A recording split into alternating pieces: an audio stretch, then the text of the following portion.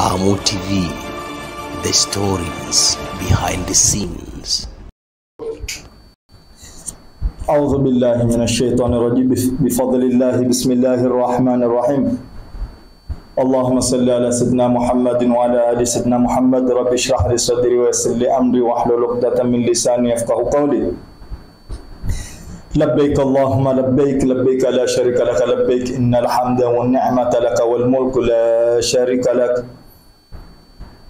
Mahujaji wetu watarajiwa, mahujaji wetu watukufu, biidhnillahi, kwa taufiki ya Mwenyezi Mungu Subhanahu wa Ta'ala, tutaendelea na semina zetu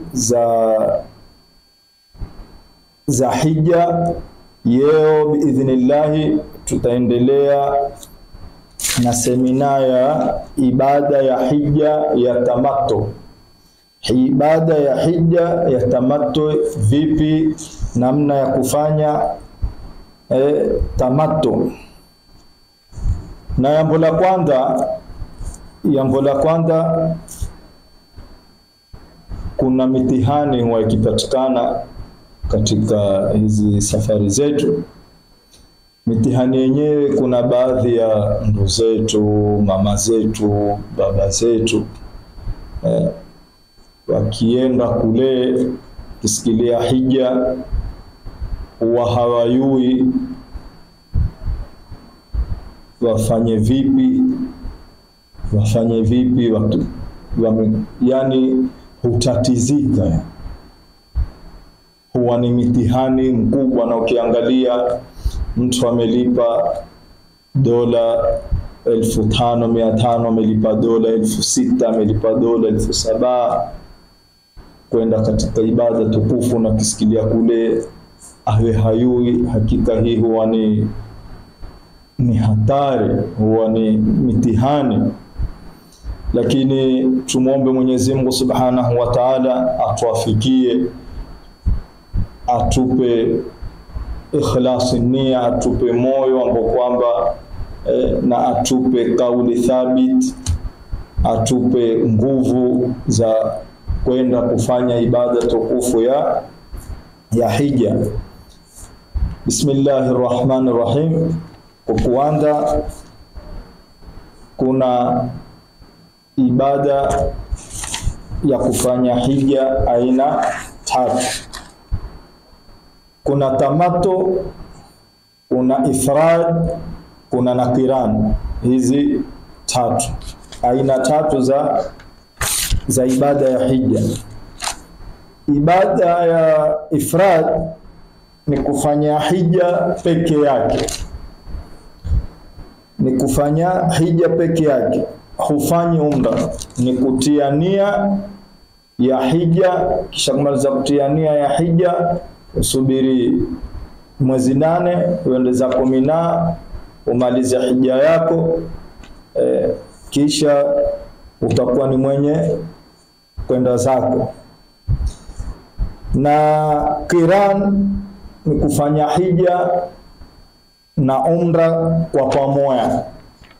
Qiran ni kufanya hija na umra kwa pamoja. Na tamattu, kwanza ni kufanya umra, kisha utasubiri, utapumzika, yani utabreak kwa siku 5, 6, 7, ama inategemea vile ulivyokwenda, kisha ndo utaingia kwenye ibada yako tukufu ya hija ikisikilia mwezi 8. Namna ya kuhiji utanena kilugha nyingine sifatul hajj ama kaifiyatul hajj. Kuna matayarisho ya ibada aina 3. Kuna ya kwanza, kuitayarisha kiroho ibada. Kuna ya pili, kuitayarisha kimwili. Kuna ya 3, kuitayarisha kisaikolojia, kinafsi. Kuitayarisha kiroho, kutangulizania ya kwenda kufanya ibada ni kuitayarisha nafsi yako kwa kuiambia kwa mimi hiyo sasa naelekea kufanya ibada tukufu ya hija ambayo kwamba ametuwajibisha Mola wetu Subhana Jalla Jalalu kuifanya katika maisha yetu mara moja, kuitakasa nia yako kwa kuwa wewe waenda katika nyumba tukufu, nyumba takatifu ya Mwenyezi Mungu Subhanahu wa Ta'ala. Kisha kuitayarisha kimwili, kuitayarisha mwili wako, tayarisha mwili wako kwa kutia tizi na kuitayarisha kwa mambo ambayo kwamba utakuwa tayari kwenda kuyafanya. Kisa na kuitayarisha kisaikolojia, tayarisha kisaikolojia, uyue mambo ya kwenda kuyafanya, uiandae nafsi yako kwa kumuomba Mwenyezi Mungu Subhanahu wa Ta'ala makosa ambayo kwamba ulikuwa ukiyafanya, uweze kwenda kuomba msamaha, uwe tayari kwenda kuomba msamaha katika ibada ya hija.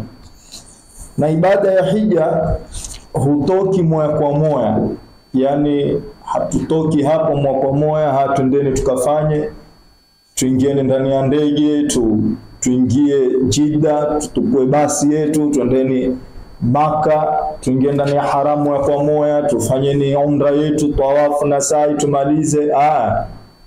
Si hiyo.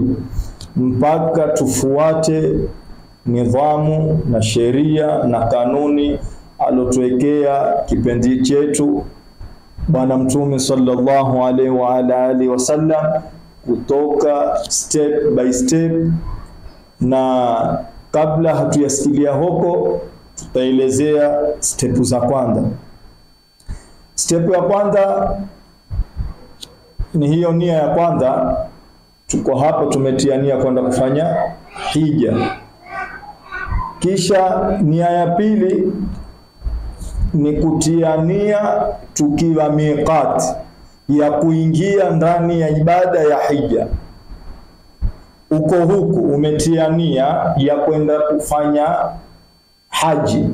Kisha ukisikilia miqat utatia nia ya kuingia ndani ya ibada ya hija. Nafikiri tuko pamoja.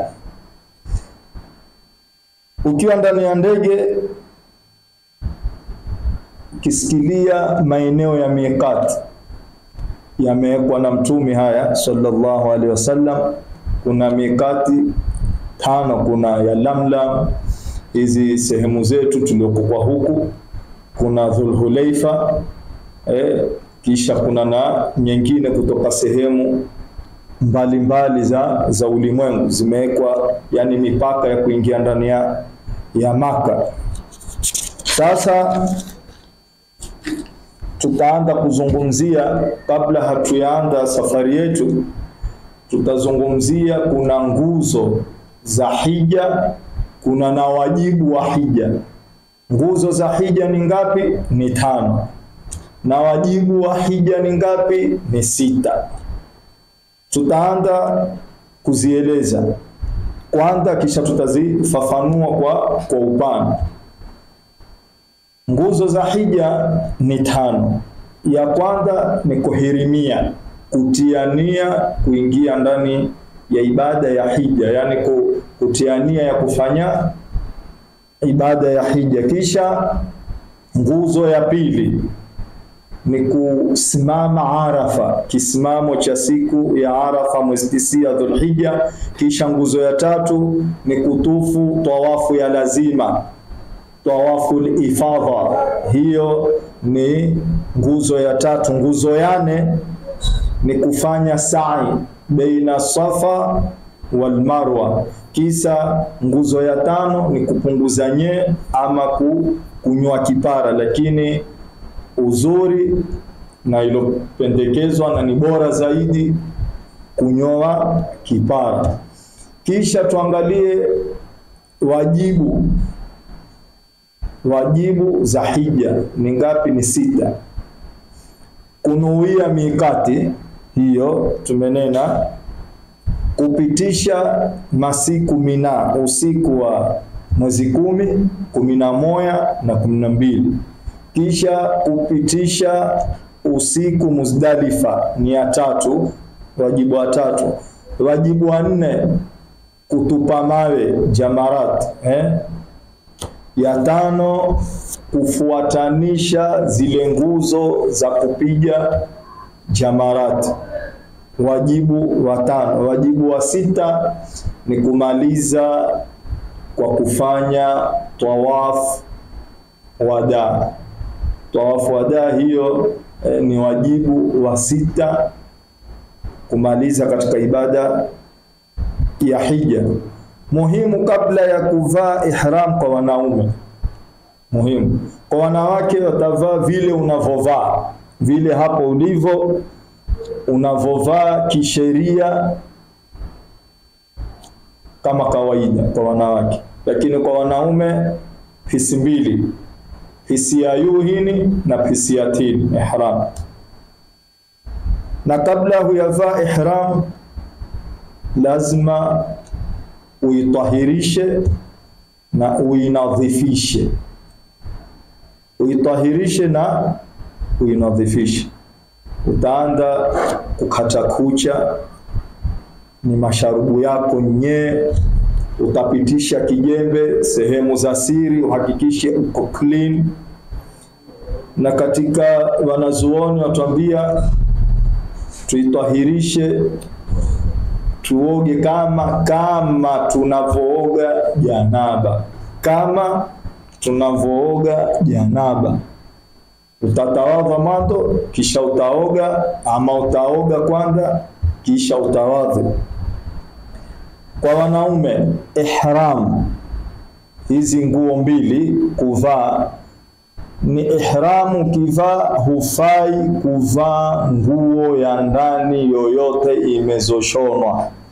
Hufai kuvaa vesti, wala hufai kuvaa underwear yoyote. Ni pisi 2 peke yake, pisi ya tini ile na pisi ya yu only. Hufai kuvaa nguo ya ndani. Baada ya kuinadhifisha na kuisafisha, sasa utaswali rakaa 2. Baada ya kuswali rakaa 2 ndo utie nia, uhirimie ukiwa katika yula ndege. Utahirimia kwa kunena labbaik Allahumma umra mutamatti'a ila al-hajj, ama labbaik Allahumma umra. Labbaik Allahumma umra ama labbaik Allahumma umra mutamatti'a ila al-hajj. Katika hizo 2 moyawe waweza ukaitamka. Ukimaliza kunuia, kuhirimia, utaanza talbia direct mkiwa kwenye ndege baada kuhirimia. Sasa hapo kabla hamuyasikilia miqat, kabla ya kuhirimia lazima pilot atawayulisha tumebakisha dakika 10 tuingie katika maeneo ya miqat. Basi hapo wale viongozi mmoja atakuwa alert, atakuwa amesimama ndegeni. Itakapokuingia maeneo ya miqat, ndo pilot atainua sauti na kunena kwa sasa tuko katika maeneo ya miqat. Kiongozi wetu mmoja ataanza kuinuka na kunuilia, kutiania, kuhirimia kwa sauti. Ni sunna unuilie ndani ya moyo na kutoa sauti. Labbaik Allahumma umra, labbaik Allahumma umra mutamatti'a ila al-hajj, ama labbaik Allahumma umra. Baada hapo ndo talbia itaanza direct, immediately, hakuna kuchelewa.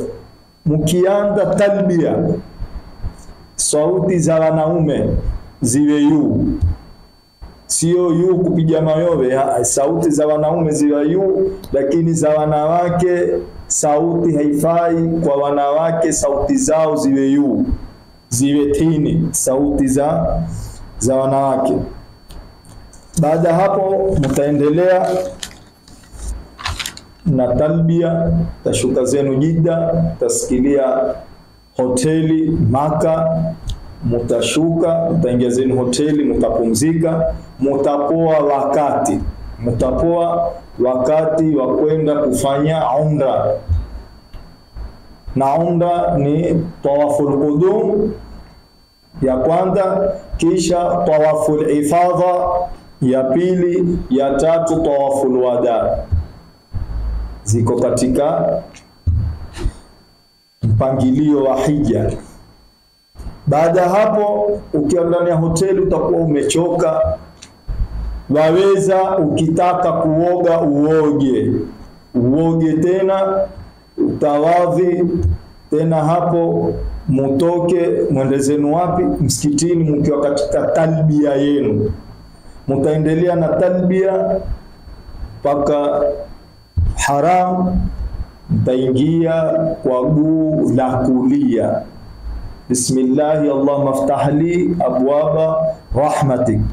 Kuna milango mingi, tunaweza tukaingia babu salam ama mlango mwingine wowote ule ambao kwamba tutauona mbakaribu kushuka. Kwa wanaume ihram tangu hoteli iwe namna hii hivi nilivovaa. Tutaingia ndani ya haram msikitini tukiwa na talbia. Tutakapokuiona Al-Kaaba tutanyamaa, hatutoa tena talbia. Kisha kwa wanaume tutafanya al-ittiba'u ni kupitisha hini ihram chini ya bega la kulia na kuwa tayari sasa kuanza kufanya ibada yako ya tawafu. Starting point ya tawafu ni kwenye Hajarul Aswad. Upande mkono wako wa kulia una taa ya kijani, green light.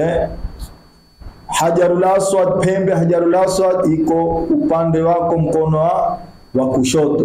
Ukisikilia hapo ni sunna, ikiwa hakuna watu katika ile Kaaba kwenda kuibusu na kuidara, ni sunna. Lakini siku ya hija kuna dhuyufur rahmani, ummati Muhammad, mahujaji maalfu kwa maalfu yako ndani ya Baitullahil Haram kufanya tawafu. Basi hapo utakuwa ni mwenye kuifanya nne, kuiashiria bismillah Allahu akbar, uanze tawafu yako. Unapoanza tawafu hapo omba dua unayoitaka, soma Qur'ani, omba dua unayoitaka, eti adhkari, umswalie mtumi. Una mambo mengi wewe wayataka, una mambo mengi wewe wataka kumomba Mwenyezi Mungu Subhanahu wa Ta'ala msamaha. Kuna kiwiliwili chako kina ugonjwa, wataka kumomba Mwenyezi Mungu Subhanahu wa Ta'ala akuondoshe. Basi hapo katika tawafu omba dua, eti adhkari, mswalie mtumi. Ukisikilia kona ya 4, manake kona ya kwanza ni kona Hajarul Aswad, kona ya pili inafuata kona ya Ruknil Iraki, kisha ndio unaingia katika ile Hijr Ismail, kona ya pili hiyo kuendelea. Kona ya tatu ni kona Rukni Sham, kona ya 4 ni kona ya Ruknil Yamani. Utakapokusikilia katika kona ya Ruknil Yamani utaita ile dua aliyoita Mtume sallallahu alayhi wa alihi wasallam, Allahumma rabbana atina fid dunya hasana wa fil akhirati hasana wa qina adhaban nar. Ukisikilia hapo, ukimaliza hiyo dua endelea, ikariri tena huku ukiendelea na tawafu yako mpaka usikilie katika Hajarul Aswad. Utaanza tena raundi ya pili, bismillah Allahu akbar, utaendelea ya pili. Ukisikilia kona ya Ruknil Yamani utaita hiyo dua, Allahumma rabbana atina fid dunya hasana wa fil akhirati hasana wa qina adhaban nar, mpaka umalize tawafu ngapi zako? 7. Ukimaliza 7 ihramu yako sasa utairudisha pale ilipo. Baada ya hapo utakwenda nyuma ya maqam Ibrahim kwa wakati ule wa hija. Hakuna nafasi ya kuswali kwenye makamu Ibrahim kwa sababu ya umma wa watu, msongamano wa watu. Hakuna nafasi. Usende kusimama pale kutia watu dhiki, kwanza utaumia wewe. Kule kusimama tu ule msongamano wa watu zikumbo utaumia. Kisa utakuwa huwapa watu dhiki, na hiyo itakuwa si uzuri. Uko katika Baitullahil Haram kama tulivyoeleza, hufai kumsukuma mtu, hufai kumudhi mtu, hufai kumtukana mtu. Uwe katika tawadhu, uwe katika ibada yako. Kwa hivyo baada hapo utaswali raka 2 mahali gani? Mahali ambapo kwamba sehemu ambapo kwamba haina mahujaji wengi.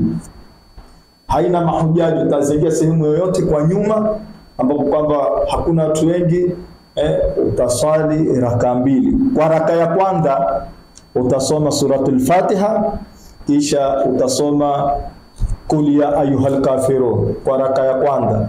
Raka ya pili utasoma suratul Fatiha, kisha utasoma suratul Ikhlas. Baada ya hapo ni kunwa mai ya Zamzam. Baada ya hapo ni kunwa mai ya Zamzam. Adabu za kunwa mai ya Zamzam: usinwe mai ya Zamzam kwa kusimama. Mtume sallallahu alaihi wasallam alikinwa mai ya Zamzam akiwa ameketi. Kwa hivyo katika adabu za kunwa mai ya Zamzam ni kunwa mai ya Zamzam ukiwa umeketi. Kwa mai yako tia, kuna hii dua alikuwa kiomba Abdullah bin Abbas radhiallahu anhu, sahaba wa Mtume huyu sallallahu alaihi wasallam. Na yeye Mtume sallallahu alaihi wasallam alikuwa na dua zake, na wewe ukiwa na dua zako omba, kwa sababu mai ya Zamzam ni super power.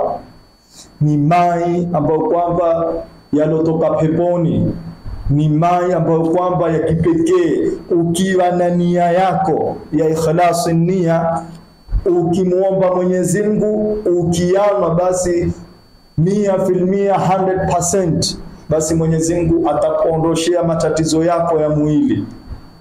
Kwa hivyo utakapokutia mai katika glasi, kuna hii dua: Bismillahirrahmanirrahim, Allahumma inni as'aluka ilman nafi'a wa rizqan wasi'a wa shifaa min kulli da'a.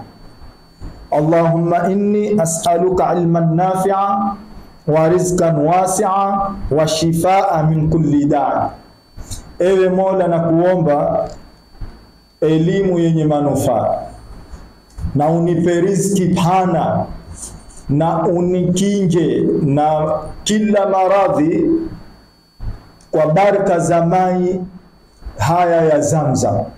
Utakunwa, kisha tia na dua zako, muombe Mwenyezi Mungu Subhanahu wa Ta'ala, basi itakuwa ni kabuli. Tia kwenye uso katiti na kwenye kitwa. Ukimaliza hapo utaelekea katika Jabal Safa. Ni wakati wa kufanya sala. Iskila Jabal Safa utaelekea katika Kaaba. Kutoka katika Kaaba mpaka katika Jabal Safa ni mita 130. Taomba dua hapo: Bismillahirrahmanirrahim, inna as-safa wal marwata min sha'airillah, faman hajja al-bayta aw i'tamara fala junaha alayhi an yatawwafa bihima, wa man tatawwa khairan fa inna Allaha shakirun alim. Kisha kuna ile dua ya kuendelea: la ilaha illa Allah wahdahu la sharika la, lahul mulku wa lahul hamdu wa huwa ala kulli shay'in qadir. Kisha kuna ile ya tatu: Allahu akbar, Allahu akbar, Allahu akbar, la ilaha illa Allah wahdahu anjaza wahda wa nasara abda wa aza junda wa hazama al-ahzaba wahda. Kisha baada hapo ndo mtaanza sa'i kutoka Safa mpaka Marwa ni mita 450. Utaanza kwa kusoma dua zako, kitakusoma dua, kitakuita adhkari, kitakumsalia mtume, kitakusoma Qur'ani. Baada ya mita 55 kuna taa ya green. Baada ya mita 55, mita 50 kuna taa ya green. Ile taa ya green kwa wanaume tukisikilia pale tutakimbia kwa sababu ya Mama Hajra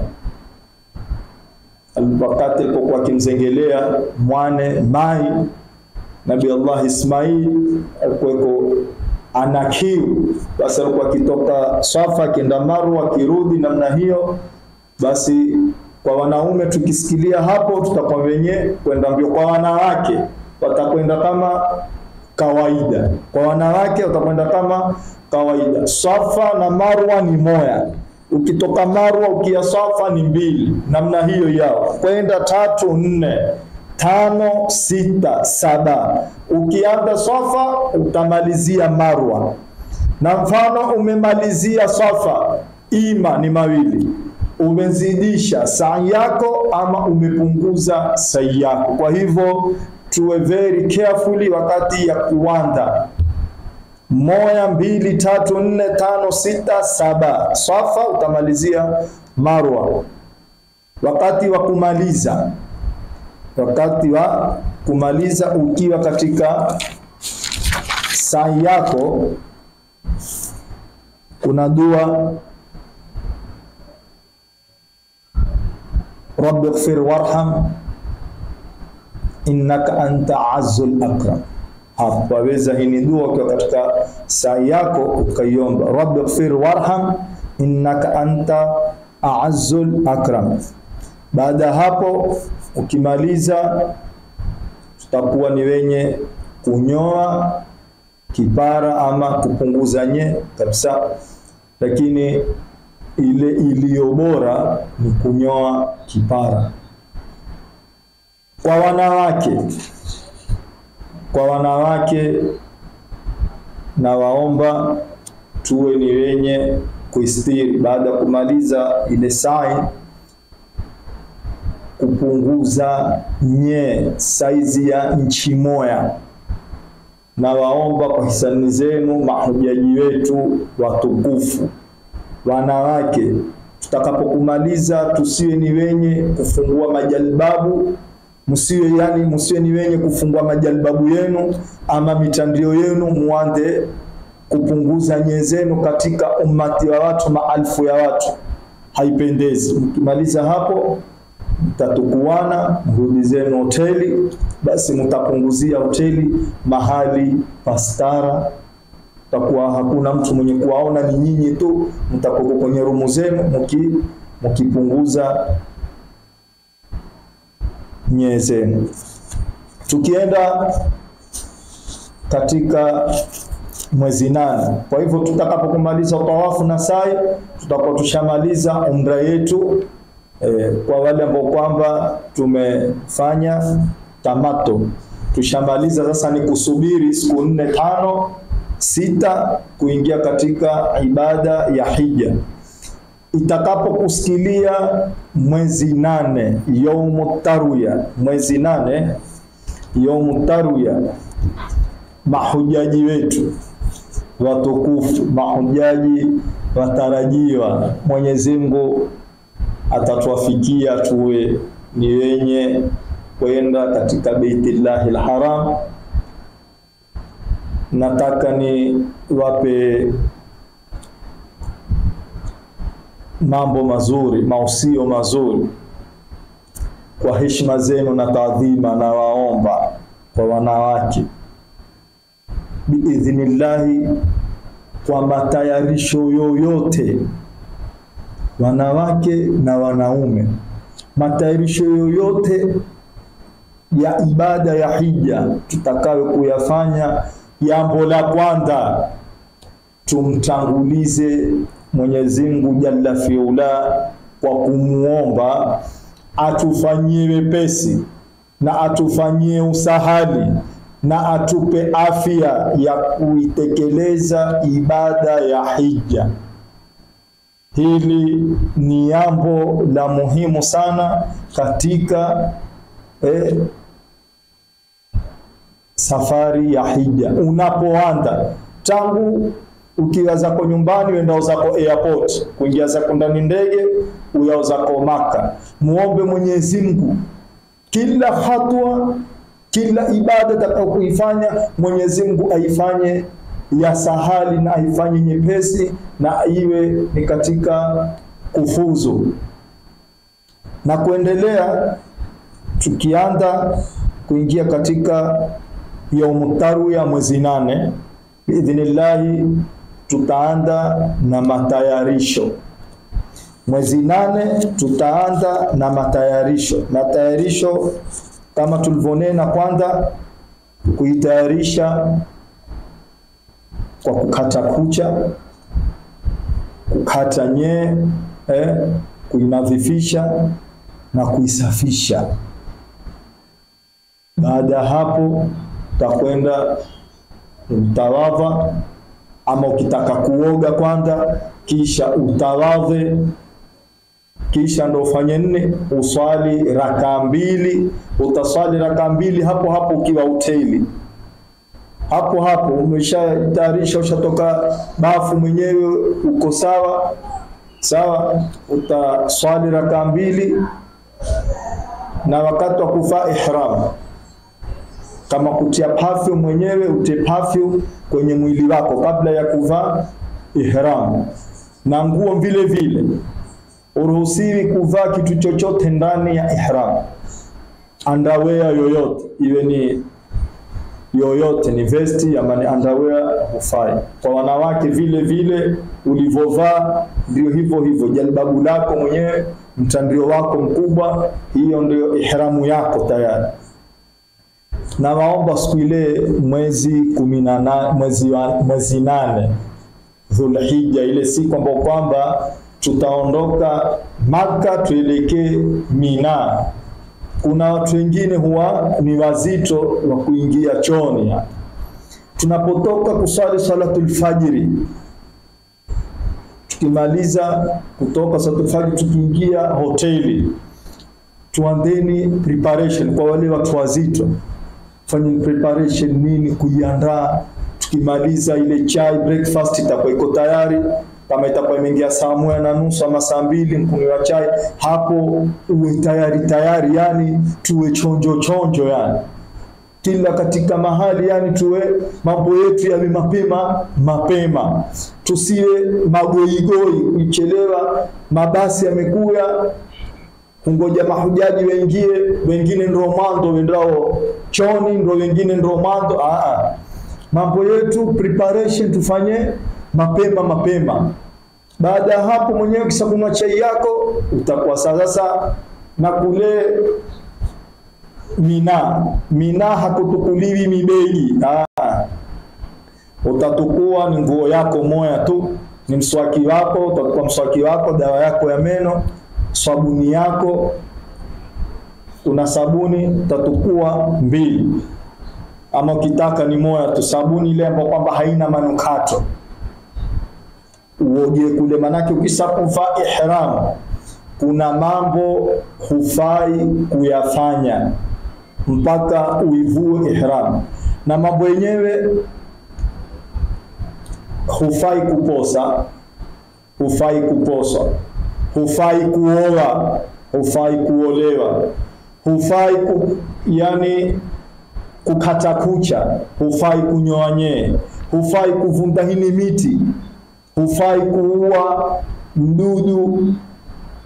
Yani mambo ambayo kwamba ni halali uyafanye utakapokuvaa ile ihram. Ukishakuhirimia labbaik Allahumma hajja, basi hapo wewe umeingia katika kufanya ibada ya hija. Tutafanya preparation, tutakuwa nguo yetu sawa na ziatu. Kwa wanaume buti hazifai kwenda nazo Mina. Utavaa slippers zako, utatukua slippers na makubadhi yako, ama ni slippers tu peke yake. Tutakwenda kule, tutatoka hoteli tukiwa ndani ya talbia. Tukiwa ndani ya talbia, labbaik Allahumma labbaik, labbaik la sharika laka labbaik, innal hamda wan ni'mata laka wal mulk la sharika lak. Tutakwenda na talbia mpaka tutasikilia Mina. Mina ni mahali patukufu, mahali patakatifu, mahali ambapo kwamba Mtume sallallahu alaihi wa alihi wasallam alikuwa hapo na mitume wengine kadha wa kadha. Sasa tutakapokusikilia Mina ni wakati wa ibada. Kwa hisani zenu mahujaji wetu, mambo tutahadharini na mambo yenye kutuvundia, yenye kutuharibia hija yetu. Simu, tutahadharini na simu. Hiki chombo hatari sana, chombo hatari sana. Usiwe na interest ya simu kuingia kuteza mambo ya kuangalia magemu, kuangalia boli, kuangalia zipindi. Mamno, weka simu yako ndani ya mkoba wako. Wewe uko hija kwa ibada ya hija peke yake. Ni simu yako, ukiwa umedownload Qur'ani, umedownload dua zako, uwe concentration yako iko katika dua, iwe concentration yako iko katika Qur'ani, uwe katika adhkari kumsalia Mtume sallallahu alaihi wasallam, uwe katika istighfari kisikilia Mina. Tusiwe ni wenye kupoteza muda. Nukta moja usiipoteze katika ibada ya hija, ni hasara kubwa. Nukta moja usiipoteze. Hakikisha uko katika ibadatur rahmani wewe. Umesoma Qur'an, umechoka, shika adhkari. Umechoka adhkari, istighfara. Umechoka istighfara, lala. Lakini mambo ya kuketi zigrupu 4 5 kuanza kusengenyana nini, utaharibu hija yako. Kwa hivyo siku ya Yawm Tarwiya tukiwa Mina, kisikilia mtana, tutaadhini, tutakimu, tutasali raka 2. Tukimaliza tutaendelea na talbia. Sawa, kisikilia alasiri, tutaadhini, tutakimu, tutasali raka 2. Yaule ukimaliza tutaendelea na dua zetu. Kisikilia magharibi, tutaadhini, tutakimu, tutasali raka 3. Isha vile vile raka 2. Swala tutazikata kama mafundisho ya Mtume sallallahu alaihi wa alihi wasallam.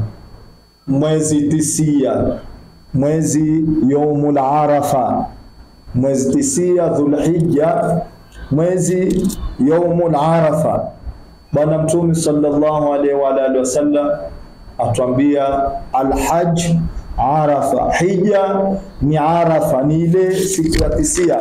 Ukiikosa hiyo siku ya 9 ama ukifanya mtezo, ukitoka nje ya mipaka, manake kule Maka kuna mipaka katika, ukiwa katika basi tutaona mipaka imeandikwa Mina starts here, Muzdalifa starts here, Muzdalifa end here, yani kuna mipaka yake.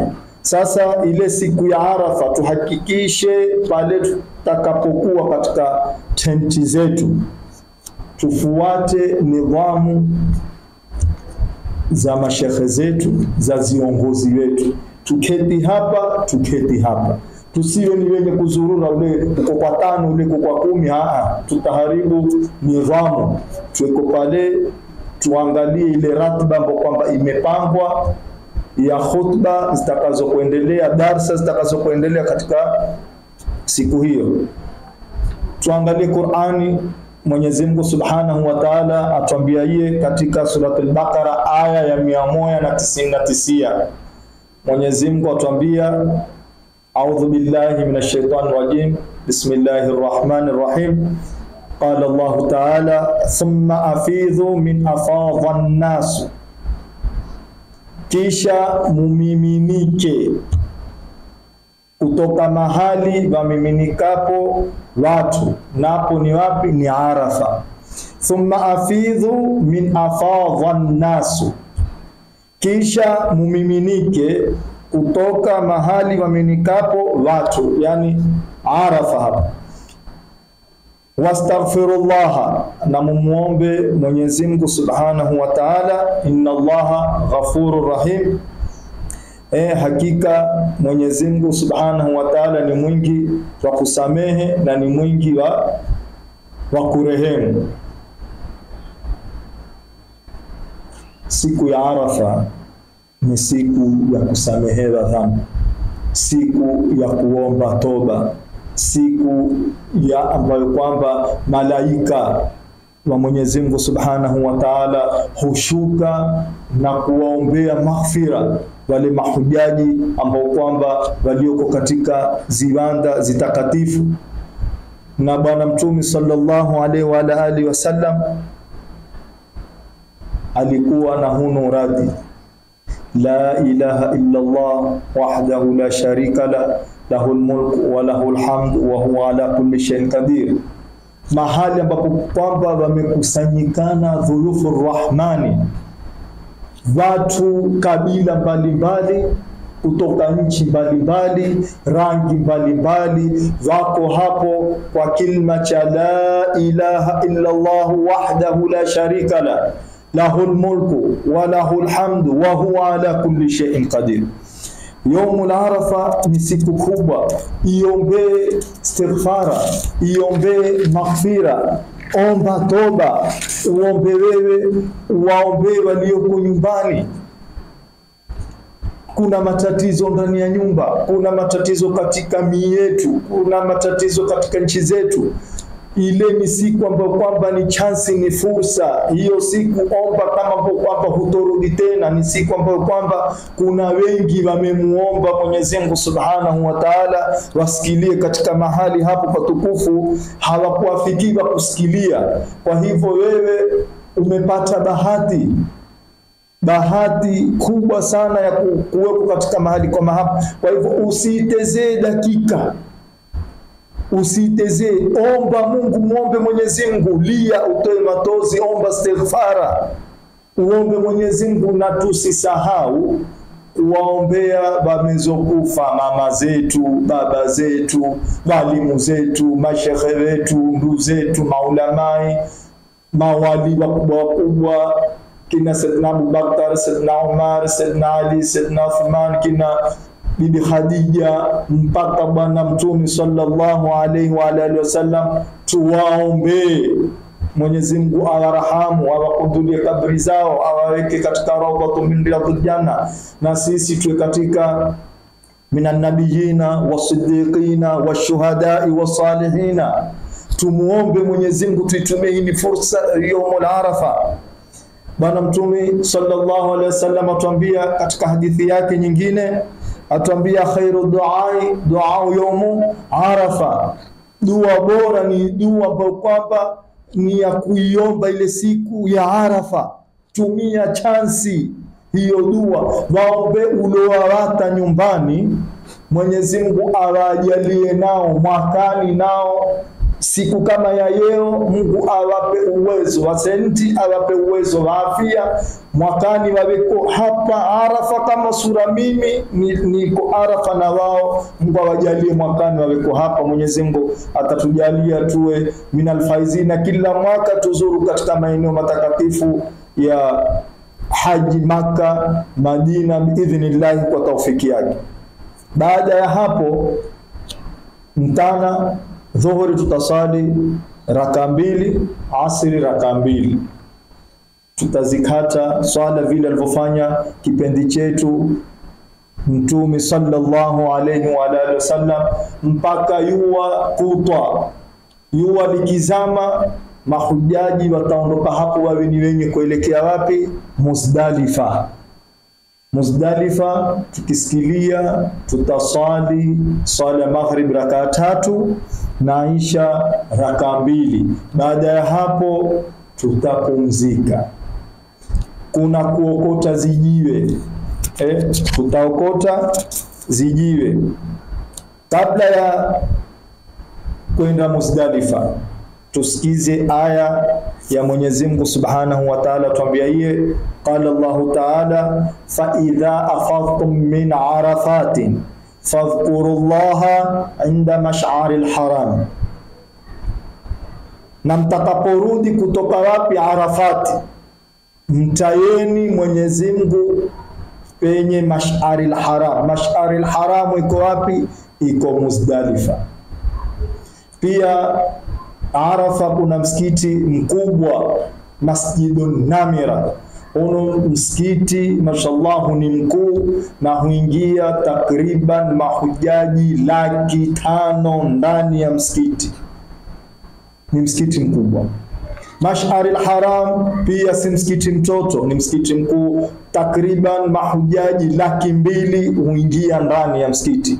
Kwa hivyo biidhnillahi Mwenyezi Mungu atatuafikia tueni wenye kuyazuru haya maeneo na tuende kutimiza ibada ya hija. Baada ya hapo takapokusikilia Muzdalifa, tutaokota zijiwe 49. Zijiwe 49 kwa siku ya pili kwenda kupiga jamarat. Na zijiwe takapokusikilia Mina, tutalala Muzdalifa mpaka salatul fajri. Kimaliza salatul fajri tutaita dua pale na kumomba Mwenyezi Mungu Subhanahu wa Ta'ala atufanyie wepesi katika hizi ibada zimezosalia, zimezobakia. Tutaondokani hapo mahujaji, tutaingia Mina.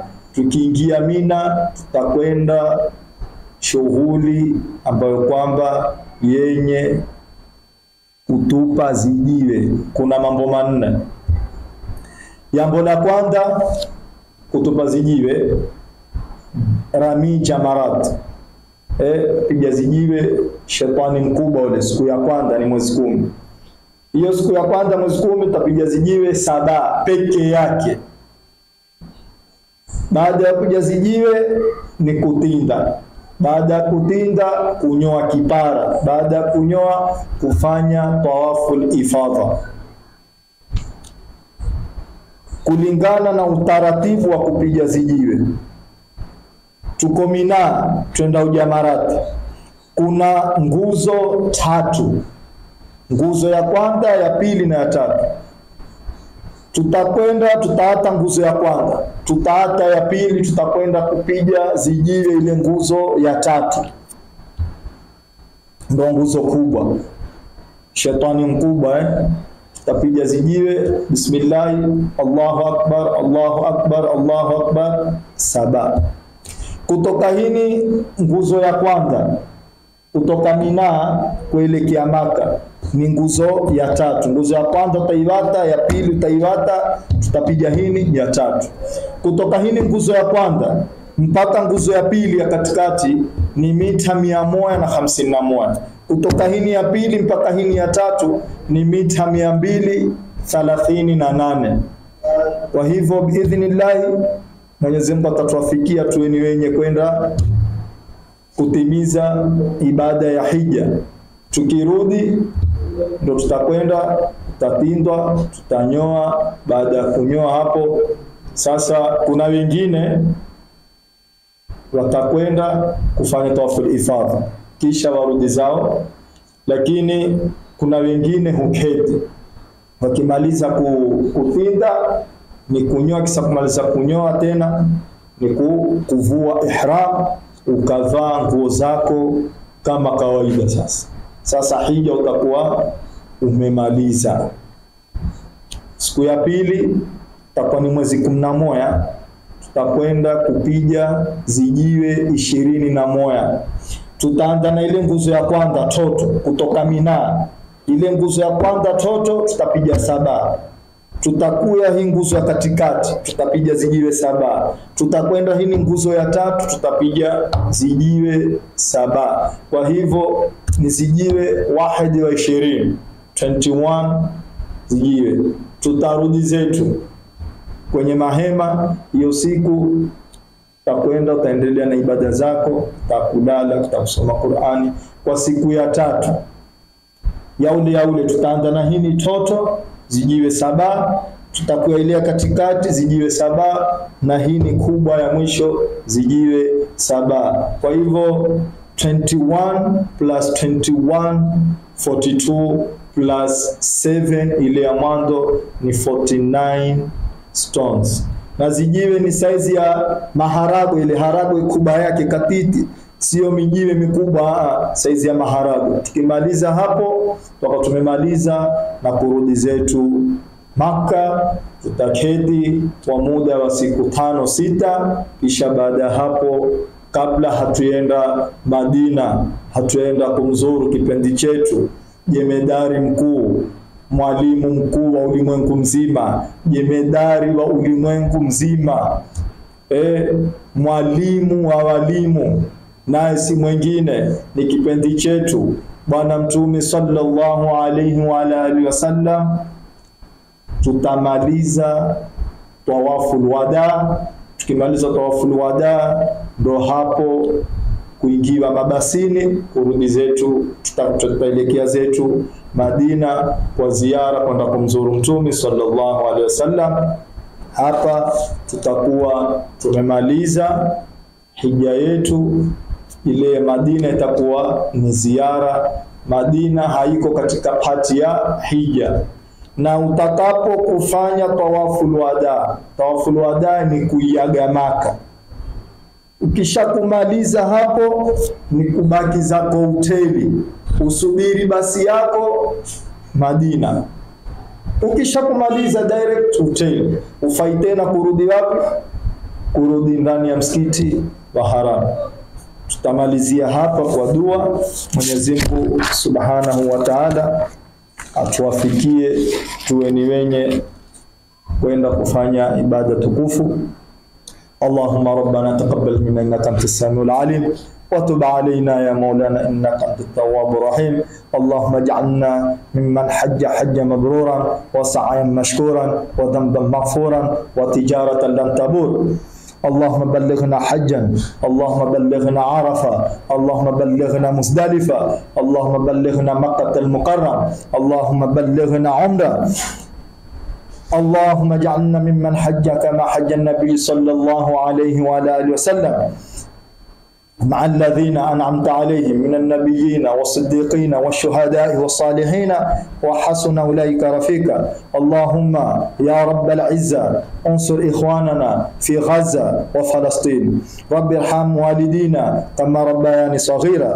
اللهم اجعلنا من أهل لا إله إلا الله وحققنا بحقائقها.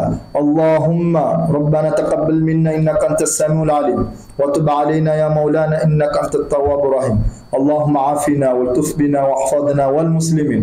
اللهم قنا واقفنا وإياهم شر مصائب الدنيا والدين. اللهم عجل بفرجك علينا وعلى كافة المسلمين برحمتك يا أرحم الراحمين.